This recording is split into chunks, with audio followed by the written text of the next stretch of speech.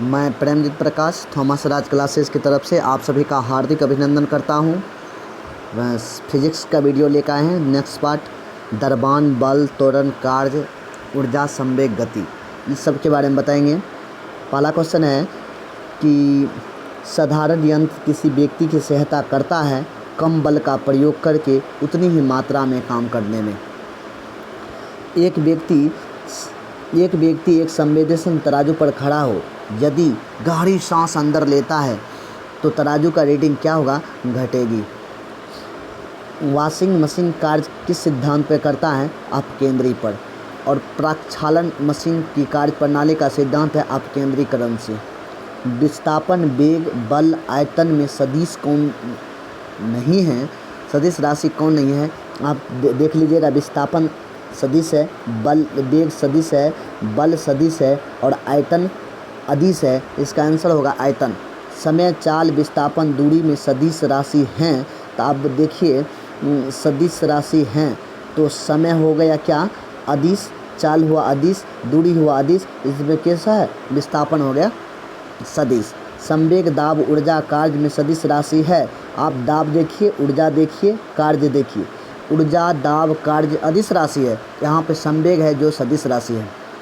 पदार्थ में संवेग एवं वेग के अनुपात में जो भौतिक राशि प्राप्त होती है उसे क्या कहा जाता है? तो आप लोग मारिएगा, द्रव्यमान कहते हैं। बल का गुणनफल क्या होता है? तो द्रव्यमान गुना F बराबर क्या होता है? ma। F बराबर क्या होता है? ma।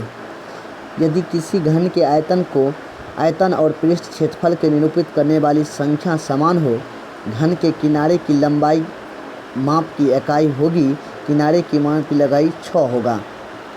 ऊर्जा संरक्षण के आशय है। ऊर्जा को ना तो सृजन किया जाता है ना ही विनाश किया जाता है। हवा में कैसे ऊर्जा होती है? तो आप लोग बोलिएगा केवल गतिज ऊर्जा होती है।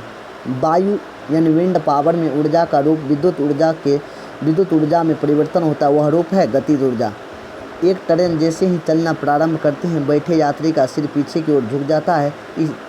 स्थिरता यानी जड़त्व का यानी न्यूटन का फर्स्ट लॉ कहते हैं।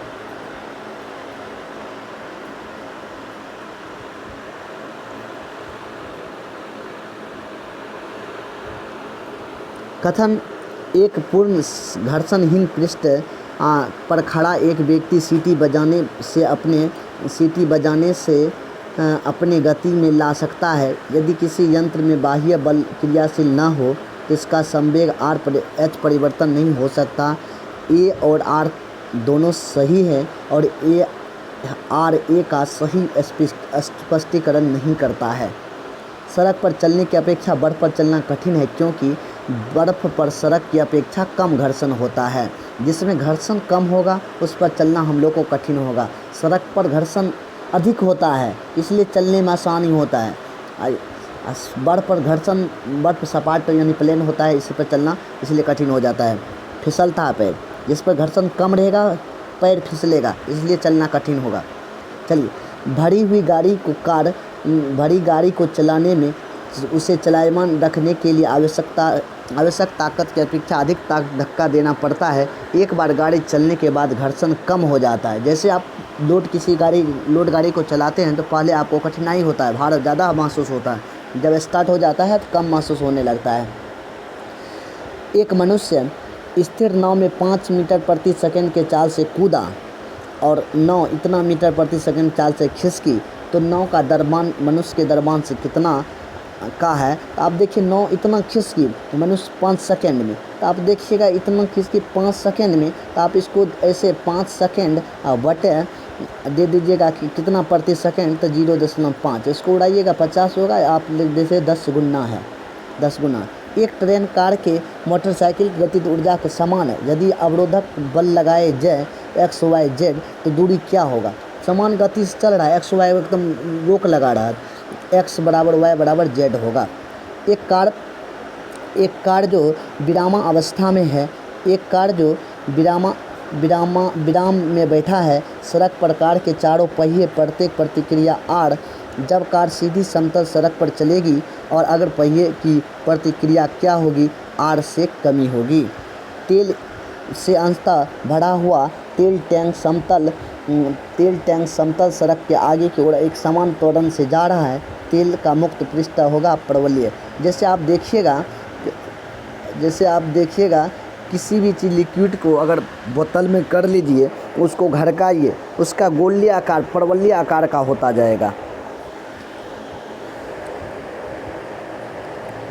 क्वेश्चन है कि एक निम्नलिखित पर विचार कीजिए। एक तीक्ष्ण वृत्ताकार पथ पर स्थित तीव्र गति से जाता हुआ 4 पहिए वाला वाहन बाहरी भीतरी पहिए पर पलटेगा, अंदर के बाहर पहिए पर उल्टेगा, बाहरी के तरफ फिसलेगा, अंदर की तरफ फिसलेगा। आपका सही जवाब होगा 2 और 3, यानी अंदर के पहिए पर उल्टेगा और बाहरी तरफ फिसलेगा। बाह्य पर न उल्टेगा, अंदर उल्टेगा, बाह्य पर फिसलेगा और अंदर तरफ फिसलेगा नहीं। अंदर उल्टेगा, बाहर फिसलेगा, याद रखिए। त्वरण का सूत्र क्या होता है? आप बोलिएगा त्वरण को ए से सूची एसिलेशन होता है, यानी कि अंतिम चाल माइनस प्रारंभिक चाल बटे समय होता है त्वरण का प्रारंभिक चाल। आइए अगला क्वेश्चन अब है गुरुत्व अधीन की गति क्या है? गुरुत्वाकर्षण के वह वैज्ञानिक जिसने न्यूटन से पूर्व बताया कि सभी वस्तु पृथ्वी को आकर्षित हो। न्यूटन से पहले किसने बताया था कि सभी वस्तु पृथ्वी को आकर्षित होता है? ब्रह्मगुप्त ने। किसने बताया था? आप लोग देखिएगा, ब्रह्मगुप्त ने। गुरुत्वाकर्षण का सिद्धांत किसने दिया था? आइजैक न्यूटन ने। गुरुत्वाकर्षण का स्वाभाविक नियम का प्रतिपादन किसने? आइजैक न्यूटन ने।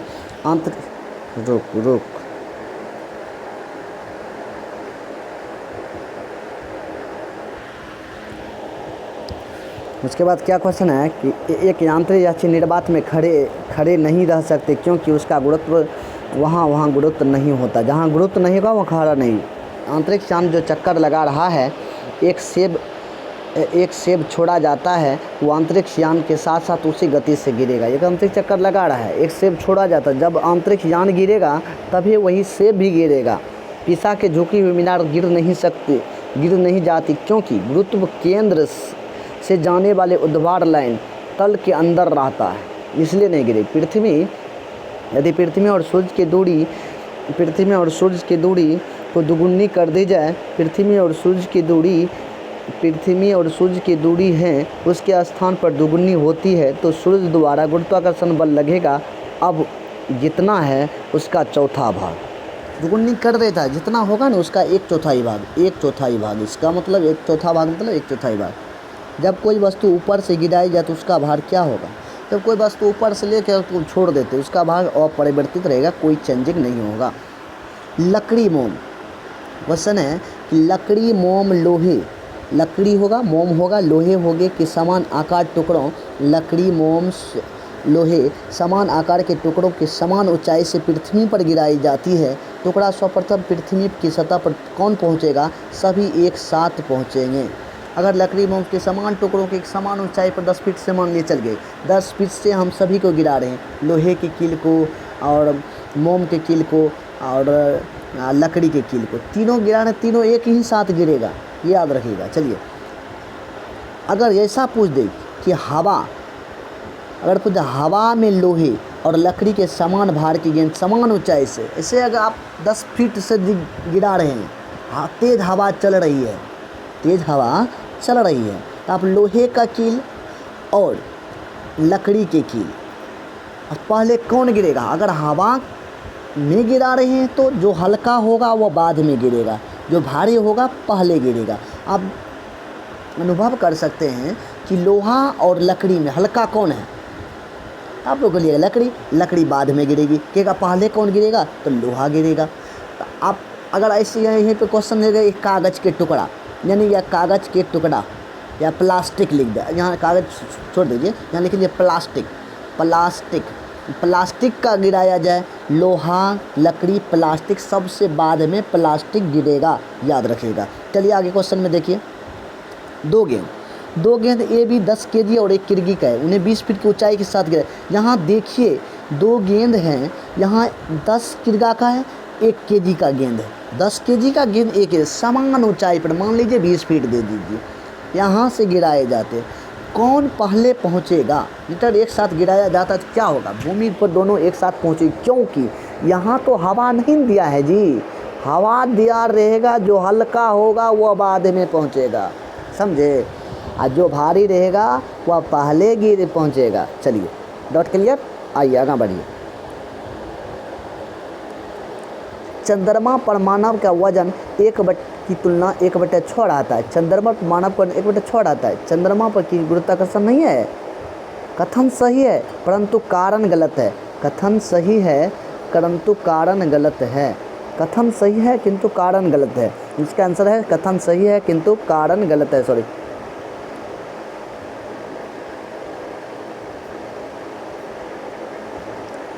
चलिए आइए। किसी पिंड का भार कहाँ सर्वाधिक होता है? अगर किसी पिंड का भार पूछे, ध्रुवों पर सर्वाधिक होता है। मानव शरीर का भार होता है ध्रुवों पर अधिकतम। अभी यहाँ ऊपर में देखिए, किसी पिंड का भार सबसे अधिक होगा ध्रुवों पर। ये बात अगले ध्रुवों पर, यहाँ पर ध्रुवों पर। मानव शरीर का भार कहाँ होगा? ध्रुव पर जाएंगे सबसे अधिक होगा। चलिए आइए नेक्स्ट क्वेश्चन देखिए। पृथ्वी के चारों ओर परिक्रमा का कृत्रिम उपग्रह नीचे नहीं गिरता है क्योंकि पृथ्वी का आकर्षण उसके गति के आवश्यक त्वरण प्रदान करती है। अगला क्वेश्चन कि भूमि एक भू उपग्रह अपने अक्ष पर निरंतर गति करता है। अपकेंद्रण बल का प्रभाव से होता है। पृथ्वी द्वारा उपग्रह से लगने वाले गुरुत्वाकर्षण से होता है। इसके बाद आइए, अपने अक्ष पर एक उपग्रह पृथ्वी में चक्कर लगाता है, वैसा करता है केंद्रामुखी बल के कारण। केंद्रामुखी बल के कारण, केंद्रामुखी बल के कारण। उसके बाद प्राकृतिक ज्ञात के चारों वर्गों में विभाजित किया जाता है, जैसे गुरुत्व, विद्युत चुंबकीय, दुर्बल नाभिकीय बल, प्रबल नाभिकीय। चारों बल हो गए, इसमें गुरुत्वीय बल होगा। किसी लिफ्ट में बैठे व्यक्ति अपना भार अधिक कब मालूम होगा? आप मान लीजिए ऐसे एक लिफ्ट है, इसमें आप बैठे हैं, इसमें क्या है? बैठे हैं। आपका भार कब अधिक होगा? जब लिफ्ट त्वरित गति से ऊपर जा रही है, एकदम एक त्वरित गति से ऊपर जा रही है, ऊपर इसको जैसे धीरे धीरे ये जा रही है, इसमें भारी का महसूस होगा, अधिकतम होगा, इसमें भार अधिकतम मालूम पड़ेगा। चलिए आइए अगला क्वेश्चन देखिए। लोलक की कला विधि लंबाई पर निर्भर करता है। क्वेश्चन पूछेगा लोलक की कला विधि किस पर निर्भर करता है? तो उसके लंबाई पर निर्भर करता है।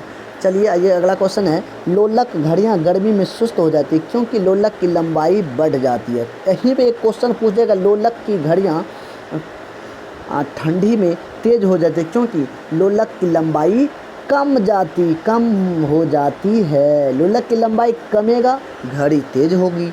अगर लोलक की लंबाई बढ़ेगी तो घड़ी सुस्त होगी।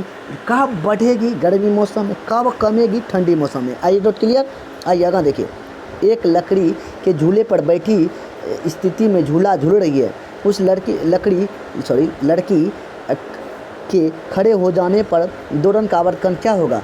जैसे आप देखिए, यहाँ पे देखिए एक झूला लगा देते हैं, ऐसे यहाँ पे झूला है, यहाँ झूला झूल रही है, यहाँ झूला झूल रही है, ऐसे झूल रही है, यहाँ पे ऐसे हो रही है, ऐसे झूला हो रही है, झूल रहे हैं। अब लड़की क्या होता है? इसको पकड़ के खड़ा हो जाती है, क्या होगा? इसका प्रदोलन आवर्त क्या होगा? कम जाएगा। ये डॉट क्लियर। निम्नलिखित कथनों पर विचार कीजिए। सामान्य दोलक का दोलन चल रहा है, जब एक गोला एक माध्यम से गुजरता है तो त्वरण शून्य हो जाता है। आवर्त इतना हो, एक आवर्तन के गोलक 2 बार की किसी निर्दिष्ट वेग से प्राप्त होता है। दोलन के आवर्त गोला चरम स्थिति पर पहुंच जाता है, जिससे गुरुत्व त्वरण शून्य हो जाती है। दोलक इसमें देखिए 1 2 4, यानी ये गलत है। ये देख लीजिए 3 नंबर का गलत है और ये सही है, ये सही है, ये सही है। चलिए उसके बाद क्वेश्चन है कि पेंडुलम घड़ी तीव्र गति से चल सकती है। यहाँ देखिए पेंडुलम घड़ी है, यहाँ है लोलक, यही क्वेश्चन है। यहाँ आपको बताए थे पेंडुलम घड़ी तीव्र गति से कब चलेगी? शीतकाल में। शीतकाल मतलब सर्दी मौसम में। पृथ्वी का पलायन वेग होता है 11.2 किलोमीटर प्रति सेकंड होता है। चलिए अगर किसी वस्तु 8 किलोमीटर प्रति सेकंड के वेग से अंतरिक्ष पर फेंका जाए तो वह वापस पृथ्वी में पाएगी? हाँ आएगी। देखिए यहाँ 11 पूछा है पलायन वेग। अगर किसी वस्तु को ऐसे हम एक गेंद लिए, इसको अगर हम फेंके ऊपर, अगर 11.2 किलोमीटर प्रति सेकंड के दर से फेंक देते हैं तो यह एकदम ये कभी पृथ्वी पर नहीं आएगा। यहाँ देखिए 8 किलोमीटर प्रति सेकंड से है, इसका मतलब ये वापस पृथ्वी पर आ जाएगी। चलिए, चंद्रमा पर वायुमंडल नहीं होने का कारण क्या है? इसका वायुमंडल नहीं होने का कारण है इस पर गैस के अणुओं का पलायन वेग उनके वर्ग माध्य मूल वेग से कम होता है। इधर देखिए क्या क्वेश्चन है, यहाँ देखिए, गुरुत्व विरामा अवस्था में मुक्त कण को मालूम, फिर से देखिए, गुरुत्व अधीन विरामा अवस्था से मुक्त रूप से गिरने वाली किसी कण के मामले में टी यानी समय विस्थापन डी प्रदर्शित करता है तो रेखांकित क्या होगा? ऐसा चित्र होगा। आप देख लीजिए, ऐसा चित्र रहेगा तो आप बोलिएगा कि विस्थापन डी है और टी समय है। आप लोग देख लीजिएगा, डायरेक्ट पूछ सकता है ऐसे बीपीएससी में। एक चिकना अनतल क्षैतिज के साथ थीटा कोण पर अनंत जैसा कि आकृति में दिखाया गया है कि पिंड विरामा अवस्था से प्रारंभ होकर अनंत पृष्ठ पर नीचे की ओर फिसलता है। स्थल पिंड में पहुंचने में लगा समय क्या होगा? तो आप लोग याद रखेगा 1/sin थीटा √2gh।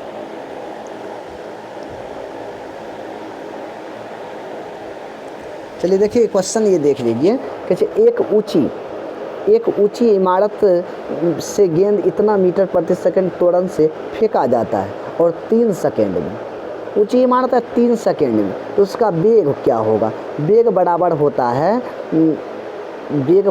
है इसको गुना कर दीजिए दोनों को, 8 गुना 3 इसको कीजिएगा तो 29.4 मीटर प्रति सेकंड होगा। चलिए आइए, कोई बात नहीं। यदि पृथ्वी का द्रव्यमान वही रहे, त्रिज्या 1% कम हो जाए, तब पृथ्वी के जी का मान क्या होगा? 2% बढ़ जाएगा। विनाशकारी भूकंप के गुरुत्व कारण का त्वरण क्या होता है? आप लोग देखिए, विनाशकारी भूकंप होगा तो उसका 980 सेमी प्रति सेकंड स्क्वायर होना से कम होना चाहिए, से अधिक होना चाहिए, से कम होगा। 980 होगा, मान लीजिए 980 होगा तो बुझ जाइए। एक वस्तु पृथ्वी के द्रव्यमान 100 किग्रा और चंद्रमा पर गुरुत्व जनित इतना है तो चंद्रमा का वस्तु का द्रव्यमान क्या होगा? 100 केजी। द्रव्यमान नहीं बदलेगा। आप लोग देख लीजिए कि पृथ्वी पर कोई वस्तु रहे, देखिए काट के फ्रेश कर देते हैं। फिर देखिए, अगर पृथ्वी पर कोई वस्तु है 100 केजी का, ठीक, अगर चंद्रमा पर जाएगा 100 द्रव्यमान का, कोई वस्तु का द्रव्यमान 100 किग्रा है, तो अगर चंद्रमा पर जाएगा तो 100 ही होगा। अगर पृथ्वी पर किसी वस्तु का भार 60 केजी है, चंद्रमा पर पूछेगा तो इसका 1/6 होगा। भार बदलेगा, द्रव्यमान नहीं बदलेगा, ये याद रख लीजिएगा। द्रव्यमान हर जगह समान रहता है, भार परिवर्तन होते रहता है। चलिए आइए आगे क्वेश्चन देखिए। भारहीनता होती है कब से? गुरुत्वाकर्षण की शून्य स्थिति से। भारहीनता कब मालूम होगा? जब गुरुत्वाकर्षण बल शून्य होगा तो भार मालूम नहीं होगा। रेडियम की खोज मैडम क्यूरी ने की थी। पेनिसिलिन खोज अलेक्जेंडर फ्लेमिंग ने किए थे।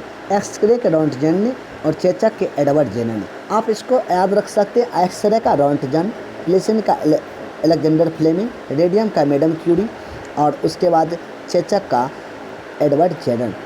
चलिए अगला क्वेश्चन देखिए। पृथ्वी अपने अक्ष पर 4400 किलोमीटर प्रति घंटा से घूमती है। पृथ्वी अपने अक्ष पर 4400 किलोमीटर प्रति घंटा से घूमती है। इस तेज़ गति से हम अनुभव नहीं कर सकते। अपने अक्ष पर पृथ्वी गति की अपेक्षा शून्य होगा। अपने अक्ष पर पृथ्वी की गति शून्य होगा क्योंकि स्पीड से चल रही है। चलिए अच्छी बात है। यदि पृथ्वी का गुरुत्वाकर्षण अचानक लुप्त हो जाए, पृथ्वी में गुरुत्वाकर्षण खत्म हो जाए तो वस्तु का भार शून्य हो जाएगा। अगर गुरुत्वाकर्षण बल लुप्त हो जाए तो शून्य होगा, परंतु द्रव्यमान वही रहेगा। देख लीजिए, आपको बताए थे द्रव्यमान नहीं बदलता है। अगर गुरुत्वाकर्षण कमेगा, भार में कमी आएगी। गुरुत्वाकर्षण बढ़ेगा, भार में वृद्धि होगी। ये बात याद रखिएगा। पृथ्वी पर अगर 600 केजी का कोई व्यक्ति का भार है तो चंद्रमा पर होगा 100 केजी, यानी कि 1/6 होता है। अगर पूछेगा कि द्रव्यमान किसी व्यक्ति का 100 केजी का द्रव्यमान का व्यक्ति है, उसका पृथ्वी चंद्रमा पर क्या होगा 600 केजी का, तो उसका 600 केजी ही होगा, बदलेगा नहीं। द्रव्यमान नहीं बदलता है, याद रखिए। आइए अगला पॉइंट कि स्थूल पदार्थों के गुण। वर्षा के बूंद गोलाकार होते हैं। आप देखिए वर्षा का बूंद कैसे होता है। वर्षा का बूंद देख लीजिए, ऐसे ऐसे होता है, ऐसे ऐसे होता है। कभी ब्रश देखे हैं? ब्रश देख लीजिए, ब्रश हुआ साफ का कपड़ा साफ करने वाले जो ब्रश हो, ऐसे पेस्ट अथी लगाते हैं, इसमें सट जाता है। आप केस डाई करते हैं, सट जाता है। किसके कारण? पिस्तनों के कारण। आइए, वर्षा का बूंद गोलाकार होता है पिस्तनों के कारण। आपका पहला आंसर। द्रव बूंद के संकुचित हो जाती है, न्यूनतम क्षेत्र घेरती है। जैसे देखिए, एक बोतल ले लेते हैं, ये देखिए बोतल है, बोतल में ऐसे तेल है, यहाँ बूंद गिरेगा ना, गोल हो जाएगा। ये संकुच कम क्षेत्र छेदता है, ऐसे सर के गोल हो जाएगा। इसका मतलब होता है कि द्रव का संकुचित होना, द्रव की बूंद संकुचित क्षेत्र को, कम क्षेत्र को घेरता है, तो किसके कारण से? पिस्तनों के कारण से। आइए, नैनो द्रवों सर्वाधिक महत्वपूर्ण गुण है घर्षण का। नैनो द्रवों का सर्वाधिक महत्वपूर्ण क्या है? आप बोलिएगा घर्षण का। किसका है? घर्षण का। नैनो द्रवों किसका है? घर्षण का। उसके बाद आइए, नैनो द्रवों का सर्वाधिक महत्वपूर्ण गुण है घर्षण का। तेल जल के तल पर फैल जाता है, क्योंकि जैसे देखिए ये तेल है, ये जल है, ये क्या है? जल है। जल के सतह पर तेल फैला रहता है, क्योंकि तेल का तल तनाव पानी से कम है। तेल का तल तनाव पानी से कम है। तल तनाव किसका अधिक है? यहाँ पे पानी का। तेल का कम है, इसलिए ऊपर में फैल जाता है। चलिए आइए, मिट्टी के तेल पानी के ऊपर इसलिए तैरता है क्योंकि पानी, उसका घनत्व पानी की घनत्व से कम होता है। जिसका घनत्व कम रहेगा वह ऊपर रहेगा। जिसका घनत्व कम रहेगा वह ऊपर रहेगा। देखिए याद रखिए, मिट्टी का तेल पानी के ऊपर इसलिए तैरता है क्योंकि उसका घनत्व कम रहता है, पानी का घनत्व अधिक रहता है। कोई डाउट? जिसका घनत्व अधिक रहेगा वो अंदर रहेगा, जिसका घनत्व कम रहेगा ऊपर रहेगा। आइए, आपको डाउट क्लियर हो गया होगा जैसा हमको लगता है। साबुन के बुलबुले के अंदर का दाब वायुमंडल दाब से अधिक होता है। साबुन के बुलबुले के अंदर का दाब वायुमंडल दाब से अधिक होता है। साबुन के बुलबुले का दाब वायुमंडल दाब से अधिक होता है, वायुमंडल दाब से अधिक होता है। आप साबुन के बुलबुले का दाब क्या कहिएगा जी? इसको साबुन का बुलबुले देखे हैं? जैसे साबुन लगाते हैं तो जैसे फैन छोड़ता है, ठीक है, देखते हैं, वायुमंडल दाब से अधिक होता है। इसलिए साबुन के दो विभिन्न व्यास के बुलबुले, जैसे एक बुलबुला ऐसा हुआ, एक बुलबुला ऐसा हुआ, नली द्वारा एक दूसरे संपर्क में आ जाते, सट जाते हैं। छोटा बुलबुला संपर्क में आ जाए तो छोटा बुलबुला और छोटा छोटा, जैसे सटेगा छोटा बुलबुला और सट जाएगा जी। देखिए ऐसा, चलिए क्या हुआ जी?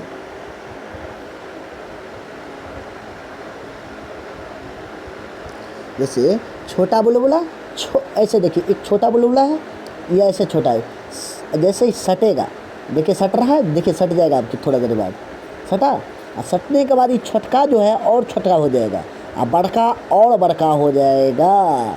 यही यहाँ पर क्वेश्चन कह रहा है, क्या कह रहा है जी? देखिए कह रहा है कि यदि साबुन के दो विभिन्न व्यास वाले बुलबुले को एक नली द्वारा एक दूसरे से संपर्क में आ जाए, छोटा बुलबुला छोटा होगा, बड़ा बुलबुला और बड़ा हो जाएगा।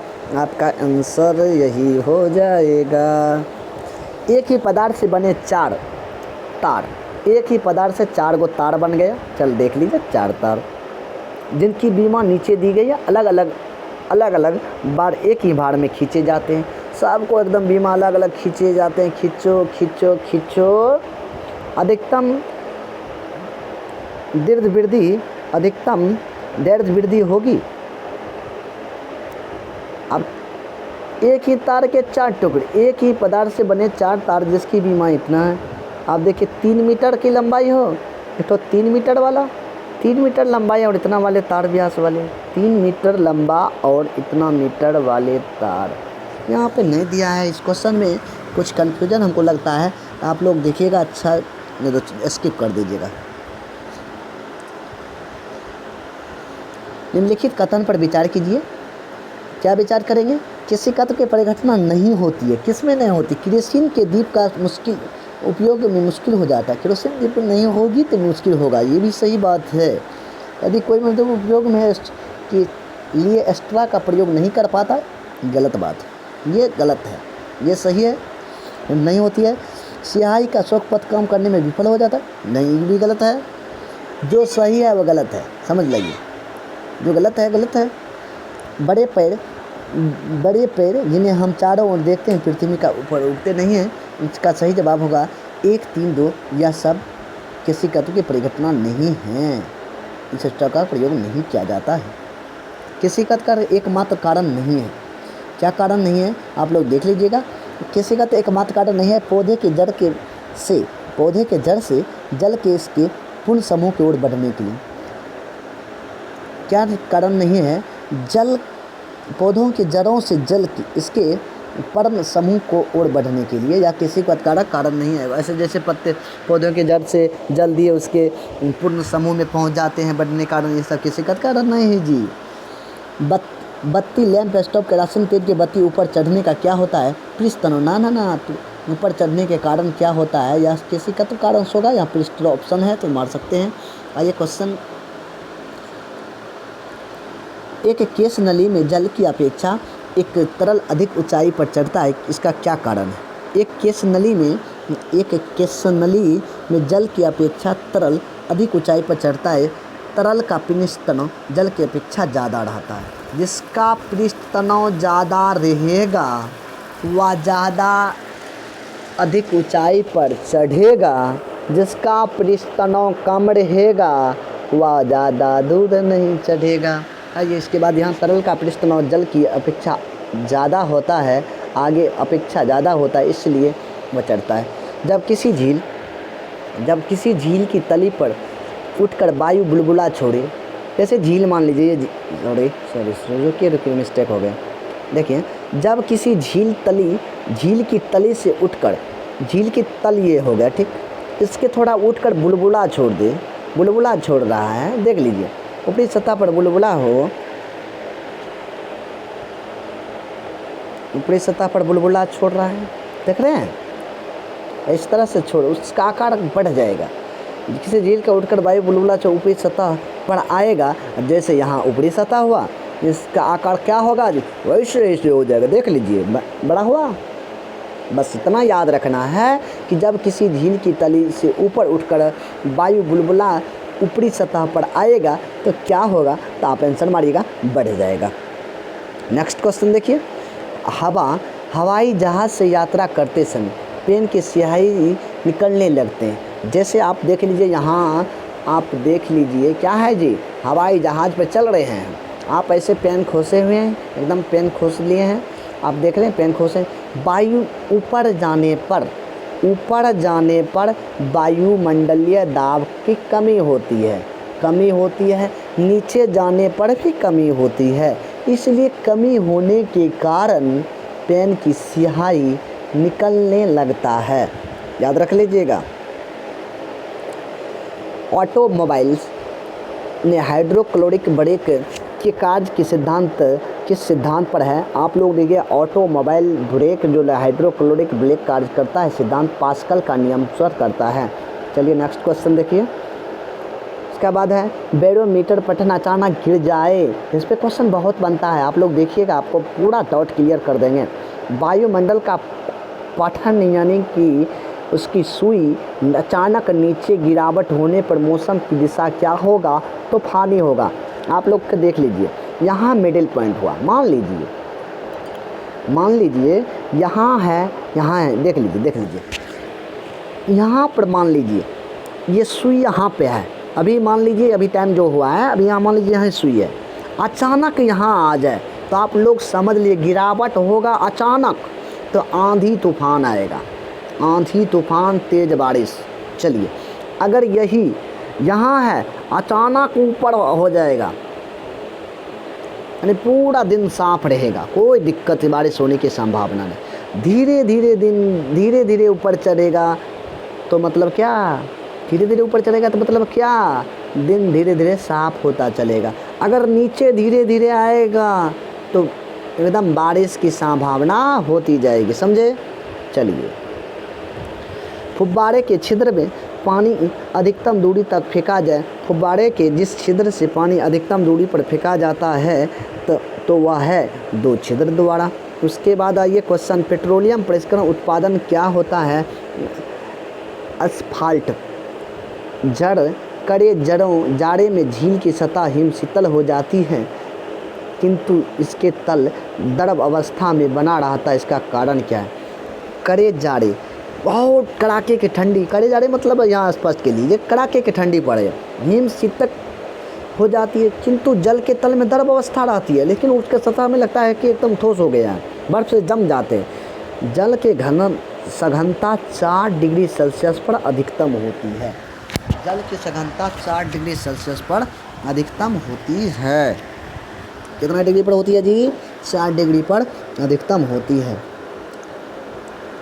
आइए, उसके बाद क्वेश्चन है कि शीतकाल में जब झील की ऊपरी सतह पर पानी बर्फ में बदल जाता है, जब शीतकाल में ऊपरी सतह पर पानी बर्फ में बदल जाता है, फिर जलीय जंतु जीवित कैसे रहते।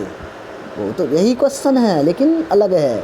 पानी की घनत्व 4 डिग्री सेल्सियस से अधिक होता है, जिससे बर्फ की ऊपरी सतह नीचे पानी रहता है। ऊपर बर्फ है, नीचा पानी है। क्यों पानी है, क्योंकि उसका पानी का घनत्व 4 डिग्री सेल्सियस पर अधिक होता है। चलिए आइए क्वेश्चन देखिए, बर्फ जमी झील के अंदर मछली जीवित रहती, क्योंकि झील के तली में जल नहीं जम पाता। झील के तल में जल नहीं जमता है, यह बात याद रखिए। अगर बर्फ़ कहीं पे है, अंदर में पानी होगा। चलिए, ये बात याद रख लीजिए जी। वस्तु की मात्रा बदलने की प्रवृत्ति घनत्व है, वस्तु की मात्रा बदलने अपरिवृत्ति रहेगा, उसकी घनत्व। वस्तु की मात्रा बदलने में पर अपरिवृत्ति क्या रहेगा, वस्तु की मात्रा बदल देते हैं लेकिन प्रवृत्ति घनत्व रहेगा उसका। पानी की अपेक्षा घनत्व सर्वाधिक होता है 4 डिग्री सेल्सियस पर। जल का घनत्व अधिकतम घनत्व होता है, जल का अधिकतम घनत्व होता है 277 डिग्री केल्विन पर। 73 होना चाहिए। बहुत बड़ा चैप्टर है, देख लीजिए। हाँ, थोड़ा इस चैप्टर ख़त्म होने वाला है, देख लीजिए। एक लोहे के गोला को पारद तैरता हुआ किंतु पानी में डूब जाता है। एक लोहा के गोला पारद यानी पारा पर तैरता है लेकिन पानी में डूब जाता है। लोहे के अपेक्षित घनत्व पारद के अपेक्षित घनत्व से अधिक है। एकदम ये सही है। लोहे का अपेक्षित घनत्व पारद के अपेक्षित घनत्व से अधिक हो गया तो डूबे जाएगा जी, ये गलत है।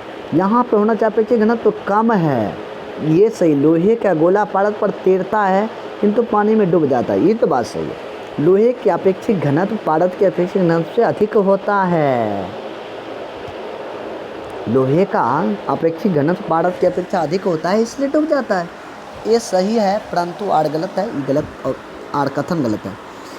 लोहे की कील पारे पर तैरती है जबकि पानी में डूब जाती है, क्योंकि लोहे का घनत्व पानी से अधिक होता है। पानी हुआ, पारद नहीं, पारा हुआ। चलिए, लोहे यहाँ देख लीजिए, यहाँ पारद हुआ, पारा पर एकदम घनत्व कम रहता है इसलिए डूब जाता है। यहाँ का लोहे की कील पारे पर तैरती है, पानी में डूब जाते हैं। लोहे का घनत्व पानी से अधिक होता है, पारे से कम। लोहे का घनत्व पारा से कम रहे छै, पानी घनत्व पारा से बेसी रहे छै। लोहे का घनत्व पानी से अधिक रहता है, पारा से कम। पारा से कम किसका घनत्व रहता है, लोहे का।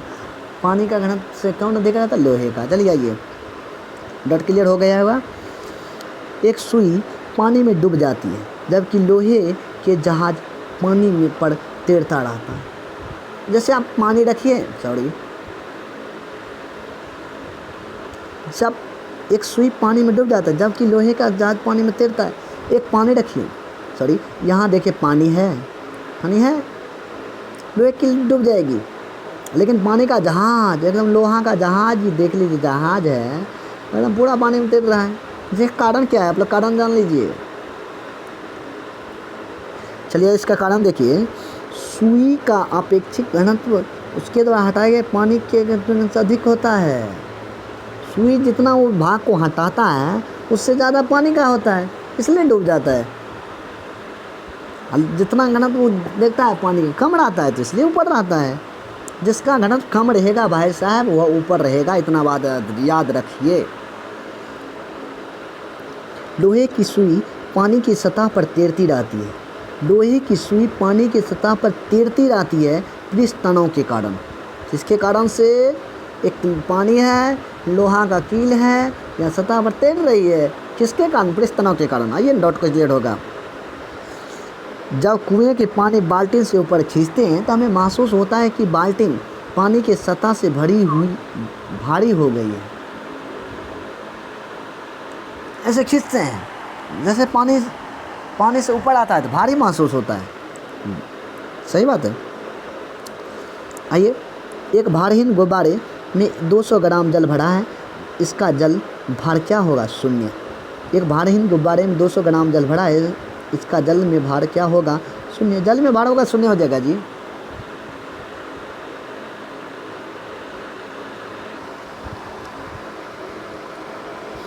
मथने के, आप देखिएगा क्वेश्चन स्टार्ट हो गया है। हाँ, मथने के पश्चात क्रीम का दूध में पृथक हो जाता है, किसके कारण से, अपकेंद्री बल के कारण से। बादलों में वायुमंडल में तैरने के कारण उनका कम घनत्व होता है। वह जो सबसे पहले कृत्रिम रूप से उत्पादित किया जाता है उसे टेक्नीशियम कहते हैं। समुद्र में उत्प्लावन करते हुए आइसबर्ग का जितना भाग समुद्री की सतह से ऊपर होता है 1/10, 9 भाग। देखिए 1/10 होना चाहिए। एक गिलास में बर्फ़ का टुकड़ा तैर रहा है। एक समुद्री प्लवन आइसबर्ग जितना भाग समुद्र की सतह से ऊपर रहता है वह है 1/9 भाग। यहाँ कन्फ्यूजन है हमको, यहाँ 1/10 भी हो सकता है, होगा कि नहीं होगा हमको कन्फ्यूजन है। आप लोग जानते होंगे, ठीक है, शेयर कीजिएगा, कमेंट कीजिएगा, बताइएगा ज़रूर, ऐसा नहीं हो कि हम गलत बता दें। अच्छा, एक गिलास, ये पानी के गिलास में बर्फ़ का टुकड़ा तैर रहा है, जब बर्फ़ पिघल जाती है उतना नहीं रहेगा। आप लोग देख लीजिए, एक बर्फ़ का टुकड़ा है, यहाँ देखिए पानी भरा हुआ है गिलास में, बर्फ़ का टुकड़ा पिघल जाएगा, उसमें कोई परिवर्तन नहीं होगा, ये बात याद रखिए। चलिए उसके बाद आइए, उतना ही रहेगा, कोई परिवर्तन नहीं होगा। पानी की 4 डिग्री सेल्सियस पर शरीर तैरता है। पानी के 4 डिग्री सेल्सियस पर शरीर तैरता है, यदि 100 डिग्री सेल्सियस पर क्या होगा, शरीर डूब जाएगा। 4 डिग्री पर तैरेगा क्योंकि अधिकतम घनत्व होता है जी। हाँ, 100 डिग्री पर न्यूनतम हो जाएगा, तो न्यूनतम जैसे होगा तो हम लोग डूब जाएंगे जी। इसका आंसर क्या होगा, डूब जाएंगे, शरीर डूब जाएगा। समुद्र के नदी की अपेक्षा तैरना आसान होता है क्योंकि समुद्री नमकीन होते। समुद्र में नदी की अपेक्षा तैरना अधिक आसान होता है क्योंकि समुद्र में नमकीन होते, जल नमकीन होते हैं। जब कोई जहाज़ नदी के सागर में घुसता है, नदी के सागर में कोई जहाज़ हुआ, नदी के सागर में घुसा, जैसे देख लीजिए नदी का सागर हुआ, यहाँ जहाज़ है, ये घुसा, थोड़ा ऊपर उठ जाएगा, थोड़ा क्या होगा जी, वह ऊपर उठ जाएगा। ये याद रखिएगा, जब कोई जहाज़ नदी के से सागर में घुसता है, नदी से सागर में घुसेगा तो ऊपर उठेगा, सागर से नदी में घुसेगा तो नीचे। अगर सागर से नदी में खींचेगा, नदी में काट दीजिए, नदी में घुसेगा तो थोड़ा नीचे होगा। अगर नदी से जहाज़ सागर में जाएगा तो ऊंचा होगा, याद रखिए, सिंपल बात है। उसके बाद आइए, जब कोई जहाज़ नदी से निकलकर सागर में प्रवेश करता है तो वह ऊपर उठता है, ये कथन हुआ। और कारण देखिए, जब कोई जहाज़ नदी से निकलकर सागर में प्रवेश करता है नदी से सागर में प्रवेश करेगा, ऊपर उठेगा। सागर के जल के घनत्व नदी के घनत्व से अधिक होता है। दोनों कथन सही है, सही सही व्याख्या। ये पॉइंट आप लोग ज़रूर नोट कर लीजिएगा। जब कोई जहाज नदी से निकलकर सागर में प्रवेश करता है तो ऊपर उठ जाएगा, ये बिल्कुल सही है। सागर के जल का घनत्व नदी के घनत्व से अधिक होता है, दोनों कथन सही है। स्थित विज्ञान संबंधित है विश्राम गति से।